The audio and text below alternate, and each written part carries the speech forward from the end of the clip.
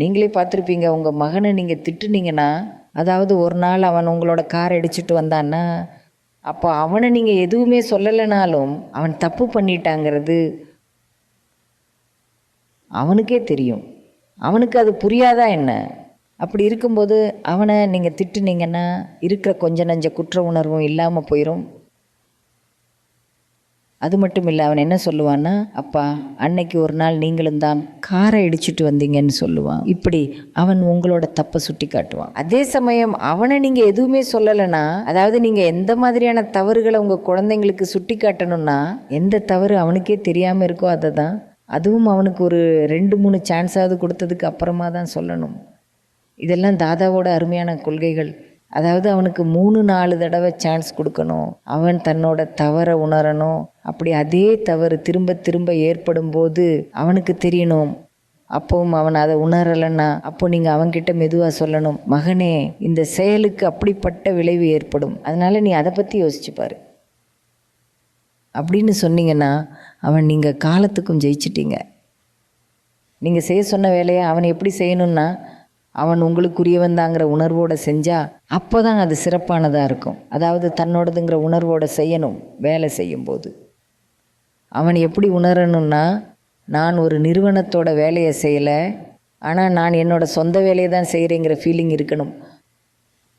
அப்புறம் இங்கே நாங்கள் தாதாவோட கொள்கைகளின் அடிப்படையில் தான் வேலை பார்க்குறோம். அதனால் இங்கே இருக்கிற ஒவ்வொருத்தரோட உணர்வும் எப்படி இருக்குன்னா, நான் என்ன செய்கிறேனோ அது எனக்காக தான் செய்கிறேன், வேறு யாருக்காகவும் இல்லை, நான் மற்றவங்களுக்காக செய்யலை, நான் என்னோடய ஆத்மஸ்வரூபத்துக்காக தான் செய்கிறேன், என்னோட ஆனந்தத்துக்காக என்னோட சந்தோஷத்துக்காக நான் இந்த வேலையை மக்களுக்காக செய்கிறேன். அதனால் இப்படி அவன் எது செஞ்சாலும் என்னோடதுன்னு செய்கிறதுனால அதனால் ஏதாவது தப்போ நஷ்டமோ ஏற்பட்டால் நம்மளை விட அவனுக்கு தான் குற்ற உணர்வு இருக்கும். சொல்லப்போனால் இங்கே நான் தான் அவங்கக்கிட்ட சொல்லணும், அதை பற்றி மறந்துரு, பரவாயில்ல, சில சமயம் மிஸ்டேக் ஏற்படக்கூடும். நீங்கள் இங்கே பார்க்குறீங்க இல்லையா, ஸ்டூடியோ ரெக்கார்டிங் செய்கிறதுக்கான பெரிய பெரிய இன்ஸ்ட்ருமெண்ட்ஸ், இதெல்லாம் கொஞ்சம் ஏதாவது சின்ன மிஸ்டேக் பண்ணிட்டா உடனே எல்லா கருவிகளும் டேமேஜ் ஆகிடும், க்ராஷ் ஆகிடும். இந்த ஒவ்வொரு இன்ஸ்ட்ருமெண்ட்டும் ரொம்ப விலை உயர்ந்தது. ஆனால் நான் ஒரு வார்த்தை கூட சொல்ல மாட்டேன். அவன் தப்பு பண்ணிட்டாங்கிறது அவனுக்கே தெரியும். சொல்லப்போனால் அந்த மேட்ரு எனக்கு தெரியுங்கிறதையே நான் அவன்கிட்ட காட்டிக்க மாட்டேன். ஆனால் அவனுக்கே அது உறுத்திட்டே இருக்கும். அதனால் அவனே தானாக என்கிட்ட சொல்ல வந்துடுவான், அதாவது நான் இந்த தவறை செஞ்சிட்டேன் அப்படின்னு. அப்போ நான் வேறு எதுவும் சொல்லாமல் அடுத்த தடவை கவனமாயிரு, அவசரப்படாத, கவனமாக செய் அப்படின்னு சொல்லுவேன். அவ்வளவுதான். இதுக்கு மேலே வேறு என்ன சொல்கிறது?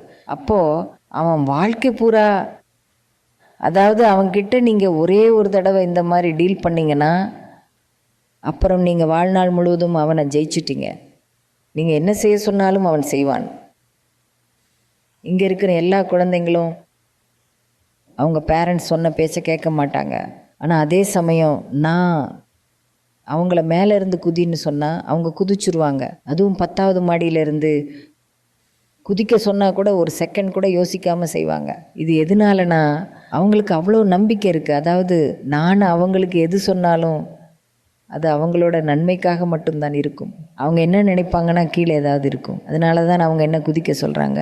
இல்லை ஒருவேளை பூகம்பம் வரப்போகுது போல் அதனால என்ன நினைப்பாங்க.